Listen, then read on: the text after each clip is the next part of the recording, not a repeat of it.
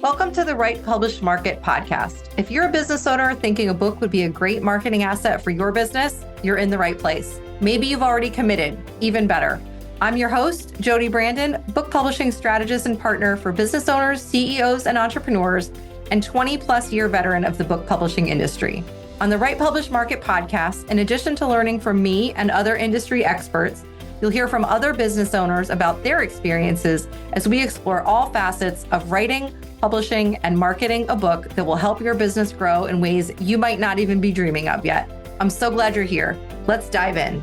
My guest today is Louise Brogan. Beyond her passion for helping solopreneurs, coaches, and consultants through workshops and one-to-one training, Louise also works with larger organizations like BBC, the Chartered Institute of Accountants, England and Wales, and the Law Society. Whether you're a small business or a larger company, Louise is dedicated to helping you build your brand and drive results online. And we are going to have a great conversation about her new book. Welcome, Louise. I'm so happy to talk to you today. Thank you so much for inviting me, Jody. I am really looking forward to this conversation. I am as well. I followed you on LinkedIn for a long time because I, want to learn more about LinkedIn. And then when you have, now that you have your book about LinkedIn, it made perfect sense to have you on. So I did record your professional intro, which gets read before this, but give us like the more casual in your own words, who you are, what you do. Sure. Stuff for everybody that skips the formal intro.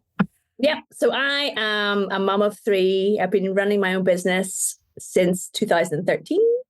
It's really focused on LinkedIn and video, specifically on LinkedIn. We help people raise their visibility on LinkedIn, which is why that's the name of my book. We work with B2B companies and coaches, consultants who know they should be using LinkedIn, don't really have the inclination or time to do it themselves. So they're like, oh, that's amazing. You do this for us. That sounds brilliant. So that's the core of our business. I also do I love teaching and coaching. So I do a lot of one-to-one coaching and I do workshops with companies and things like that. And as a side spike out of my business, I became a YouTuber. So I'm a YouTuber. I've got a silver play button with 107,000 subscribers on YouTube. Wow. You sound so surprised as you're saying it. I just think it's the funniest thing in the world because I have teenage boys and I'm like, Mum's a YouTuber, I just think it's hilarious. But that came out of my love of teaching. People would ask me questions and I'd be like, oh, more people want to know the answer to this. Let's just make a video about it and stick it up on YouTube. And then it became a thing. So I love that. That's fun. Oh, I love that. Mm-hmm. Okay, so let's talk about the book origin story then. Like why, did the book come from your love of teaching or how did it come to be? I am such a reader. Okay. I read voraciously. I love reading. I've always been a reader. My older sister's the same. In fact, she's even worse than me. She will do like 3 or 4 novels a week. Oh, wow. Yeah. And I can't go to sleep at night without reading a book. I'm currently reading Wolf Hall, by Hilary Mantel. Oh, yeah. Yeah. So it's, I love it. It's a big chunky book. I love historical fiction. So I've always been a massive fan of reading my whole life. And when I was at school, like in my teenage years, not at university school, I wanted to write so badly. And I remember writing an article for my school magazine and it didn't get accepted. And I was devastated. Oh, crushed. I was crushed. Yeah. I literally don't think I wrote for about another 20 years. Oh, yeah. So yes, I always wanted to write a book. I thought that my dream job would be to write novels. I just love novels. My favorite kinds. I like the historical fiction, but my favorite kinds of novels are like modern fiction, like people like Anne Patchett, people like that. Writers like that. She's wonderful. Yeah. Yeah. And then in about 2018, 2019, I do write blogs, but I don't have as much time to do it now. But I became a paid writer for Social Media Examiner's website, and I would write all their articles on LinkedIn. Mm-hmm. And I loved it because the editor that I worked with directly, this wonderful lady called Lisa, she's strict about how you write and the quality of your writing and the standard of your writing. So it made me really pull my socks up and focus on how to write well. And those articles were like 2,000 words long, and they had to be helpful and useful because they still do it, but they do it in-house now. So I was trying to write these big, long pieces of how to do things on LinkedIn. Right. And my coach said to me, Louise, you shouldn't write for them. You should write for yourself.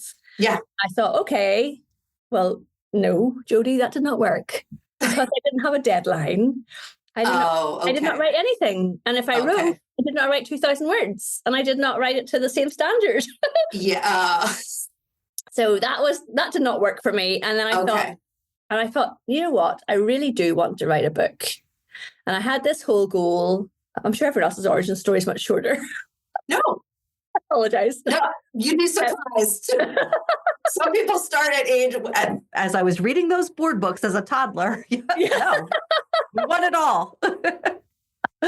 So last year, the start of 2024, I decided that I wanted to speak on bigger stages.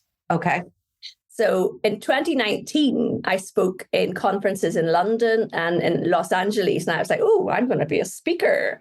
2020 is my year. Oh, no. Conferences. So I did do virtual conferences, not the same thing. Yeah. And then I could see other people in my space getting selected to speak at things. And I thought, oh, I think that's because they've got a book. So that's where the idea started to form for me. And last year I did do 6 international speaking gigs last year, including one in Bulgaria, in Sofia in Bulgaria. Goodness. Good for you. That's amazing. Yeah, it was amazing. And in the next room to me, side note, was Hilary Clinton speaking at a conference. Well. I was like, oh, okay, this is interesting. Yeah. I'm kind of fascinated by this speaker life. Anyway, so then I thought, right, come on, Louise, you can write. Let's put a book together. And that's where the idea came for it. And the only way I did it, Jodie, was by committing to write every Sunday morning. Sunday morning. Okay. Yeah, that's the only way I got this book done. It was like, and when I say commit to it, I published it as a newsletter every Sunday. Oh, okay. So that was the commitment. The commitment wasn't sit down and write. The commitment was you have to publish a newsletter today. What are you going to write about? And that's how I started properly putting it together. Interesting. So you need that external motivation of some type. Yeah. Yeah. Okay. Yeah. I need a commitment. With Social Media Examiner's blog posts, I would have a deadline to have my first draft in by. So I always hit it. Yeah. Okay. I mean, I've worked from home for a long time, but when COVID hit and people started working from home, was a similar type of thing. They're like, I'm not getting anything done. How do you work? And I'm like, it's not for everybody.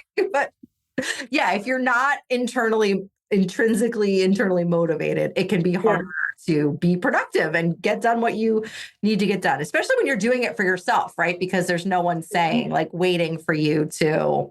Yeah, no one was paying me to give it to you. Yeah, exactly. Yeah. Exactly. It was just absolutely a passion project. And I think possibly as well, I turned 50 last year. So I wanted to kind of lay down things. Yeah. That makes sense. So it makes perfect sense. Yep. Yeah. The YouTube channel, I got my silver play button before the end of the year.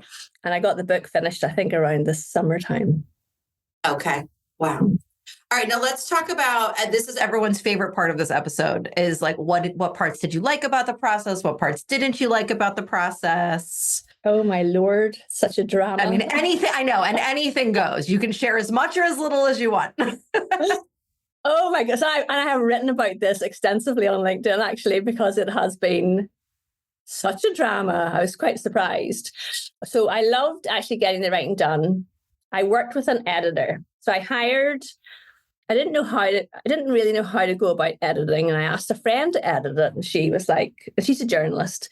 And she went through it. And then she said, Louise, are you gonna hire an editor? And I was like, oh, maybe I need to hire an editor rather than having my friend do it.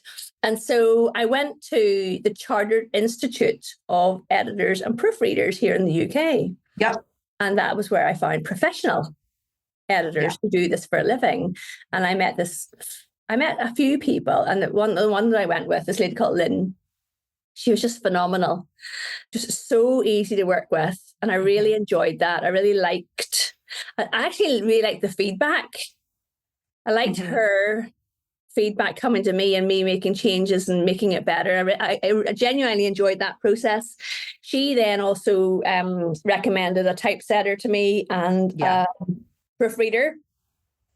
And actually, I'm a fact finder. I love learning stuff. So it was really interesting to me that you do all these things. Yeah. You know, as someone who's a first timer. And what I did not love was I got stung a couple of times by people who, in the business of helping people write and publish their first book. And I got stung financially and I backed out of okay, so we're not going to name any names, but basically I was recommended a company to work with. And I sent them my draft of my book. This is before I found Lynn, and this is how I ended up with Lynn, actually. So, and my journalist friend had already gone through the book, and another editor had gone through the book as part of a program I'd been on. So I knew it was in pretty good shape. And I sent the draft to this company, and they responded within 24 hours, pointing out all the things that was wrong with my book and recommending that I hire their book coach for £2,000 to work with them to make my book publishable. And I was like, that's interesting. Number one, nobody has read this book in 24 hours. Yeah. When I say 24 hours, I mean, like I sent it Monday morning, I got it back Tuesday morning. It wasn't like 24 working hours. Right. Yeah. Right. Yeah. Good clarification. Sure. Yes. And I thought they've run this through an AI. Yeah. Or they've just, I just think they ran it through an AI. And then to say, you know, this is how much our package costs, and it wasn't a small amount. Sure. So the very first thing they did was want more money out of me. And I was like, this is not the company for me. Right. So I backed out of that, and they were really surprised. They were, it's like, I can't be the only person who's been going, I don't think so. Yeah. So, so that was not pleasant. Yeah. But that led me to Lynn. Okay, that's I will absolutely good. work with in the future. If I'd like to write more, and I definitely would work with Lynn, and I would recommend people to work with her. So that led to me to her. So that whole was just a fascinating journey. Then I had some funny moments, like my typesetter.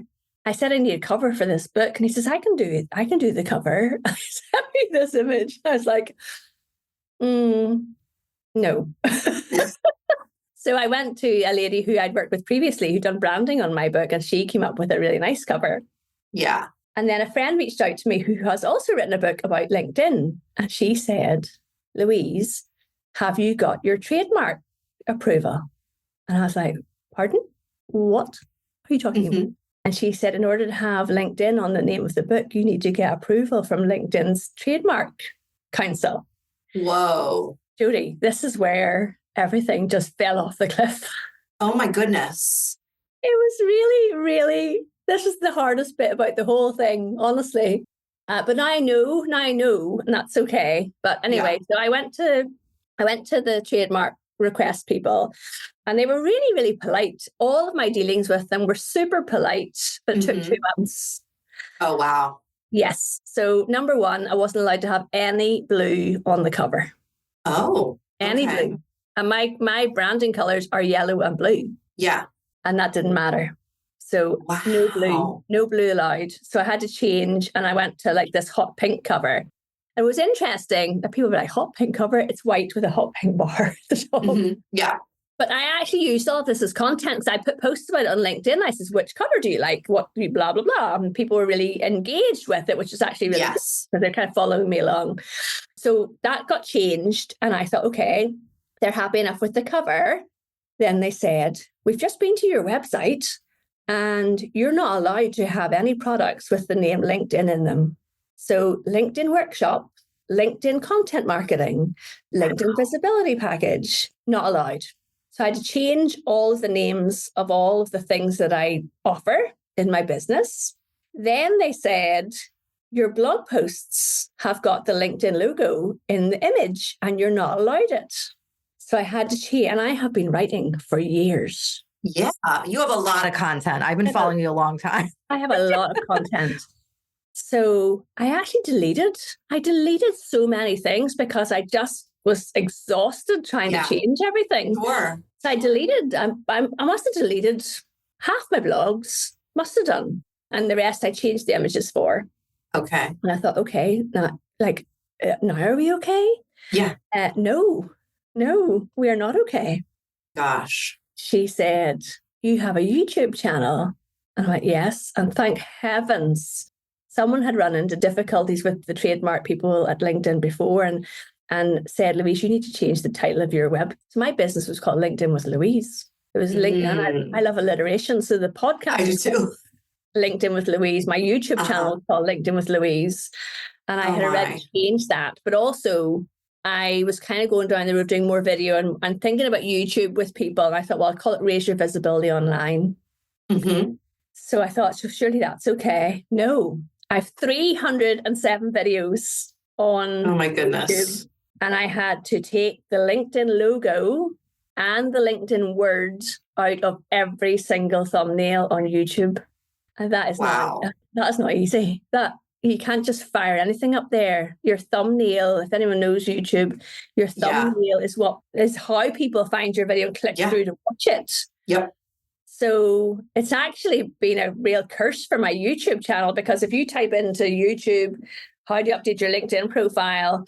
And here's all these videos appearing with LinkedIn profile written in the thumbnail. That's the one they're clicking on. They're not clicking on mine. But the channel is too big. It's got like 2.8 million views on it. It's 107,000 subscribers.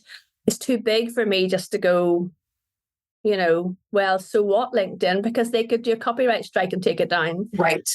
So that whole thing, so I changed every single image. And that happened over Christmas holidays. Okay. So in a way, the timing probably worked, because if it was happening during like right now, I don't know how I'd be doing my client work as well as all of this. Yeah. So it was a bit of downtime. It was genuinely quite soul destroying. Oh my gosh, I'm sure. It sounds so, I mean, I feel like I'm tense just hearing about it. It feels very stressful. It was so stressful. And I would do like 10 at a time. And then I just get really upset and walk away. Yeah, sure. Yeah. Yeah. Well, and 10 at a time when there's 370 of them. I mean, yeah. Like seriously. Wow. And I went back to it was really funny because all of our conversations were so polite, because she was really polite. Yeah. And it is their trademark, but I said, I don't understand this, because everybody else who does YouTube content about LinkedIn has the logo in their thumbnails. What about them? Yeah. And, she just said, it's not allowed. And we will not give you approval for your book until this is done. Okay. So that happened, and that took 2 months. Wow. And then it was funny. I was talking about this earlier today with somebody. I'm a good project manager. I'm organized and I'm a planner, and I have all my ducks in a row normally. And I didn't, because I spent so long fixing all of those things to get approval. Yeah. I didn't really think about how to launch this book. Like I pulled together a group of people to say, would you help me launch the book? And I was like, yeah. But I had zero plan for it because I didn't have time to plan it. And then I got invited to speak at a huge social media conference in San Diego, Social Media Marketing World. Mm-hmm. That came in about a week to, basically it came in about a month ago. Okay. And I thought, I need to get this book thing done. Yeah. So I have it ready for San Diego. And I need to really focus on writing my talk for San Diego. And I can't do that and focus on the book launch. So the book got kind of thrust out into the world without a proper plan. But, that's things work out the way they work out, Jodie, and it's fine. Yeah. People seem to like the book, so that's good. Yes. Hey there, business owner, an aspiring or published author. Sorry to interrupt this episode. Just wanted to check in and see if you're subscribed to Coffee and Commas, my email newsletter, where I share behind the scenes, industry info, and much more about writing, publishing, and marketing a book for your business. Sign up at bit.ly/coffee and commas sign up. That's all lowercase. Now back to the show. Well, and I mean, the good thing about a book is, first of all, may I say, you have a great attitude about all of this. Because I can imagine a lot of people who would not.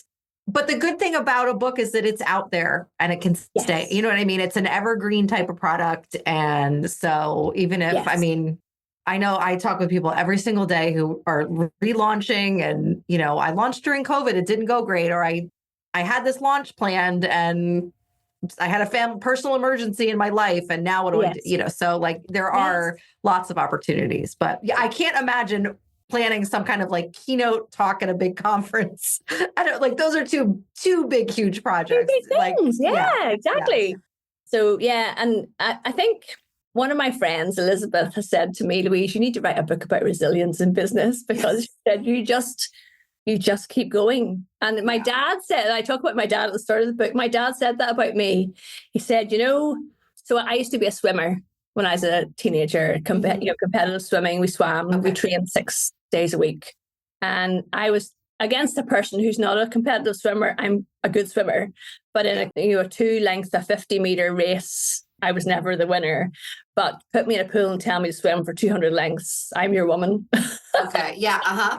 Okay. So see, as you were talking about all that stuff, I kept thinking about, it's one of those situations where, because like you're saying, like all these other people have these videos or have the videos and have like use it. I mean, I have podcast titles that use the word LinkedIn, which I'm sure I should. No, that's okay. That's okay. But you can't use their logo. Oh, it's the logo. Okay. Yeah. Oh, interesting. Yeah. Okay. But like all the people that are doing it, you know what I mean? And I feel like, I think this comes up a lot it comes up a lot in the book community where you feel like I'm doing the right things and no one else is doing the right things. And I feel like I'm being punished for doing the right things. I know. Yeah. But I think if you approach life that way, you never get anywhere. No. Oh no, you're on the hamster wheel if you do that. But yeah. Oh, I did think, I honestly felt like throwing the toilet in a couple of times. I bet. Yeah. When I would email back to legal counsel and say, I've done all of that. And they would come back and, oh, this is the point where I nearly gave up. And I did say to her, if I change the name of my book so it doesn't have LinkedIn on it, will you leave me alone? So you'll not believe this. On LinkedIn, there's a place where you go and you get your public profile URL. So it's LinkedIn.com/in/Louise Brogan. And on that screen at the bottom, there's a piece of code and it said, use this to put your LinkedIn badge on your website or your blog.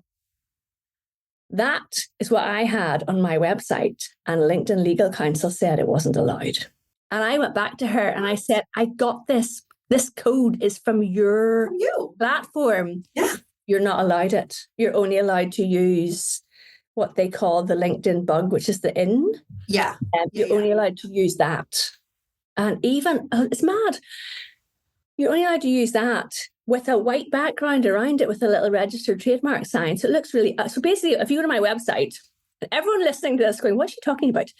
If you go to my website, louisebrogan.com, on the homepage at the very bottom, there's a dark bar and there's a LinkedIn logo on there with an ugly white edging on one side of it. And that's the only thing I'm allowed to use to link to my own LinkedIn account from my website, even though their developers have a code that you're supposed to be able to use. Right. And it was that email, I was just like, this has never happened. That sounds very defeating. Because you got it from them. I can imagine feeling pretty defeated in that situation. For sure. Yeah. Well, especially, I mean, just to pull back for a minute, your book is all about, I mean, it's not libelous, bad, negative, etc. about LinkedIn. It's all, I mean, it's promoting the platform. So like that in itself. Yes. As is my YouTube channel. That's the other thing. Right. My entire channel is about helping people figure out how to use LinkedIn. There are no negative comments about LinkedIn in my content. That's fascinating. Oh my gosh. I feel like we could keep talking about that, but we're going to move on. So the book is out there now. You launched the book. You're getting ready for this big conference, but how are you planning to, like, what's the plan for the book in your business? I mean, are you using it to get one-on-one clients? How are you planning to use it? So in the book, I do mention how we work with people throughout the book, but not like in an in-your-face way, just kind of drop it into different bits of it. At the very end, it says there's a resources page, and on the resources page is where I will be I do webinars anyway. Like I've got one this week. I do regular webinars that are free for people to sign up to on how to use LinkedIn. And it says at the very end of the book, if you'd like more help, please go to louisebrogan.com/resources. And the idea that will be refreshed every time I do a new webinar, that people can go and sign up for the webinar. So in that way, it's about building my email list of people who like the book and want to take the next step. Yep. Then already, without me even asking, I've been hired to do a workshop, a 2-hour workshop for a client in North Carolina. And they have bought every person who's coming to the workshop a book. Perfect. So do the live workshop, and then you have the guide to go with it. Yes. So, and I met a very nice man who's a business consultant in leadership development. So he did all his work for 30 years, and now he's out on his own, and he does keynote talks and presentations. And he said to me, Louise, you could pitch this book as a business book club.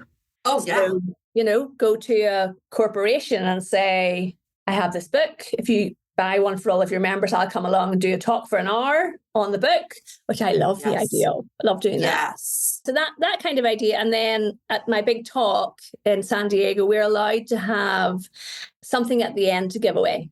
Yeah. So I was actually talking about this with somebody else today.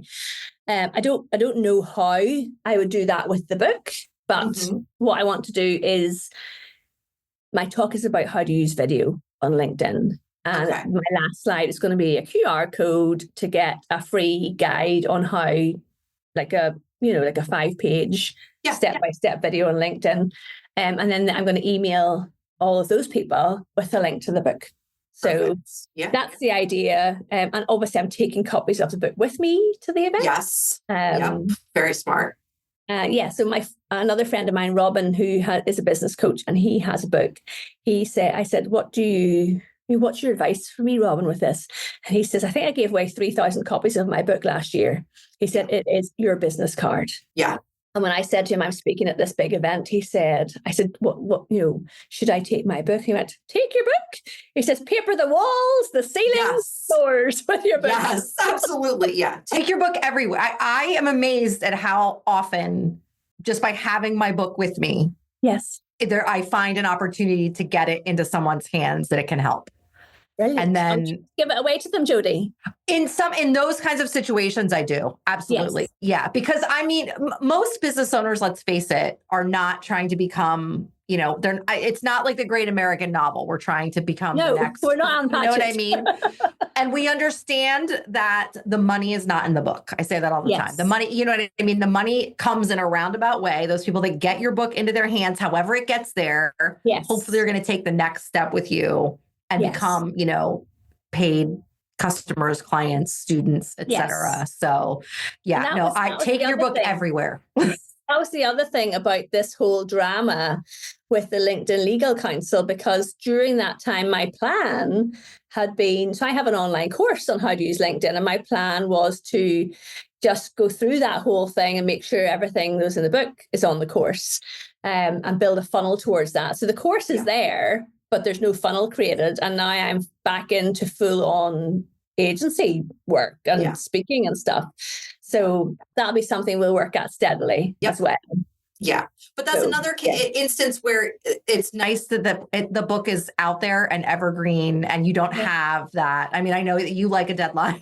You work best under a deadline, but I just recorded a solo podcast episode earlier today, as a matter of fact, about like long-term marketing. And, there's always going to be something that you can do to market the book. And you just have to figure out what your priorities are, and then, make that happen when you do have those pockets of time.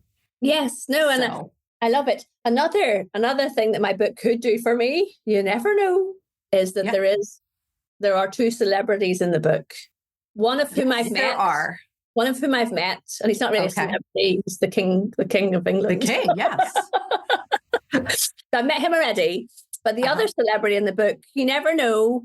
His publicist might read my book and invite me to meet him backstage at a concert, because it's... You do never know. And yes, let's talk about, first of all, I loved how when you were talking about meeting the king and you had, I forget the exact thing, but you had something in parentheses, you would have gone to, or something like that, about going to Buckingham Palace. I love that. But yes, let's talk about Bruce Springsteen as an aside here. Sorry, listeners who are either not from New Jersey or don't care about Bruce Springsteen, because now that my little ears perked right up as I was reading along, and I was like, I was not expecting to reading about Bruce Springsteen in a book about LinkedIn from someone who lives on the other side of the world. Jody, I managed to get him into most of my talks. Do you? Yes. Have you seen him in concert? What? Yes. How many times? Let's talk about it. About 15 times, I think. Okay. Uh-huh. Yeah. And my cousin, so we've family in America, and my cousin Maureen and her husband, who sadly is no longer with us, when I was a teenager, they drove me to his house. Yep. I've seen Bruce 24 times in concert. Oh, wow. I love him. A couple summers ago, so if you've been to his house, I'm sure that you're familiar with Asbury Park and the Stone Pony, where he used to play in like the 70s. When I was a kid, whatever. I was like 13 or 14. Yeah. Right. Okay. Yeah. So he's still to this day in 2025, occasionally just shows up at the Stone Pony. Right. Yes. So I live in southern New Jersey, but my husband and I have good friends in northern New Jersey, and we meet a couple times a summer in Asbury Park because it's like the beach in between us. Yes. And so we were supposed to go to Asbury Park one day and have our beach day. We go to the beach, we go to this brewery we like, we go to the Stone Pony, see who's playing, whatever. My girlfriend's husband tore his Achilles, and so we couldn't go. We had to reschedule our day. Guess who showed up at the Stone Pony the day Jody was not in Asbury Park? I tell him all this. Every time we go to Asbury Park, he says something, and I'm like, Jay, you owe me a trip to Asbury Park and a Bruce Springsteen concert, buddy. It's not just about a beach day now. Love it. So I like to give him a hard time. Yes, I already knew I was going to adore you when I met you.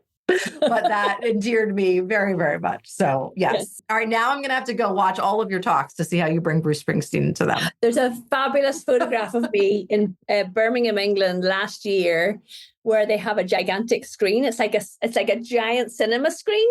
And there's a photograph of me on the stage and a massive photograph of Bruce behind me. I love it. I love it. During my talk, I literally stopped and I said, "Excuse me, could you all just take a photograph of this?" So everybody took a photograph of it and posted it online. It was so funny. I love it. Oh my gosh. Yeah. I can't get enough of Bruce Springsteen. Okay. I mean, all right. We'll talk more about Bruce Springsteen when we're done recording. All right. What would you say, Louise? Give us your top piece of advice. If there's a business owner listening that's, on the fence, I'm thinking about it, I don't know if I should do it. What's your biggest piece of advice to business owners thinking about writing a book? Thinking about it. Yeah. Yeah. Well, it's hard work. Yeah. It is hard work. But so far, it's been brilliant. And this book is only out. The paperback is only out a week. It's a baby, yeah. And I hit kind of amazed for someone who didn't really have a launch plan. I was number one in the small business market in America on day one, which is pretty phenomenal. Yeah, so people are reaching out to me, and they're reaching out to me with a reason to reach out to me. They're not just connecting. And actually, somebody else connected with me and said, "I had to connect with you when I read about Bruce Springsteen in your book." Listen. But I can see huge potential with this. It is a business card. Yeah. And I remember, so when I started my business in 2013, started going to events in London around 2016, I'd say. Mm-hmm. And every single speaker on that stage had a book. Yeah. And they all managed to mention it in not like a flashy way. Yep. And afterwards, people came up to them and got copies of their book. Yeah. And what's been really interesting, Jodie, actually, is people who I know well are like, oh, you have to sign a copy for me. And I'm like, that's really weird. That's just weird. To me, it's weird. Yeah. It's very lovely and very flattering, but I'm like, absolutely. okay, Yeah. that just sounds so odd to me. But yes, and the other thing about having the book, I mean, it's like, how many words did I write? It's 160 pages. So it could be 35, 40,000 words. I can't remember. And I swear I earned every word. Yeah. That was hard, you know? Like, yeah. I can't write a book for 20,000 words, Louise. It's not going to be big enough. So anyway, and then people edit bits out. And I'm like, no, I'm losing my words. Yes. Yeah. But it's actually really good for just going and getting content. You know? Yes. So my webinar is literally, it's about, you've read the book. Now it's time to, you know, take the next step. And the other thing is, I have a analogy about using LinkedIn that I came up with and started to talk about about 2 years ago. And then I saw other people talking about it, but without mentioning me. And I was like, that's my analogy. That's my idea. Yeah. That's my idea. And I thought, I need to get that down on paper. And actually I did the Social Media Examiner podcast maybe 12 months ago, 15 months ago. And I talked about it then. And I also talked about it to somebody who wrote about it in Forbes and credited me. And I thought, no one has to pretend that this is their idea. This is my idea. But now it's people know it's my idea. So. Absolutely. Yeah. Super smart. Super smart. Well, it sounds like the book is already doing what you want it to do. And that hopefully will just keep right on going. That's fantastic. Oh my gosh. Yeah. And it's so exciting.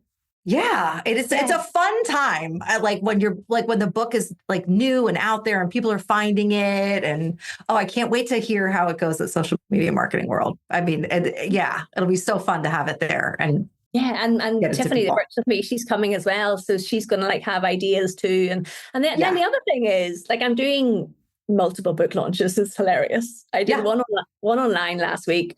I'm doing one in Belfast where I live in person next week.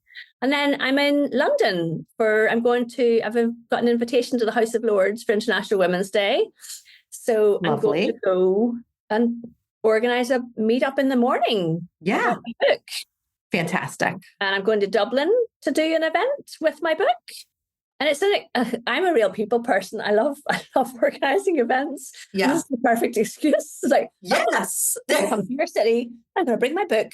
So we'll meet it up together and socialize and talk about the book. Yes. No, I love that. Yes. You should. The book club idea within companies is great, but a lot of people right now are doing like a read along with me book club, like virtually, or maybe in person, depending on how big your community is, where like they're reading along with the author. Yes. So we really cover a chapter a week or something. Yeah. Something like that. Yeah. If you Google that, you'll see quite a few people are doing that. And it seems like a really fun idea. Yes. I've done a couple as a participant, and it's a neat idea. I love that idea. Yeah. Well, especially with a book like yours, because you can also, if I can provide some unsolicited advice, like there's different things that you could, we're reading this chapter this week, and now like you go and do these things. Yes. And then let's talk about them, and then we'll read the next chapter. And so, structurally, I think there's a lot to play with you. I love that idea. Yeah. Somebody did ask me, can they get on Audible? I was like, oh my Lord, I have to record this book now?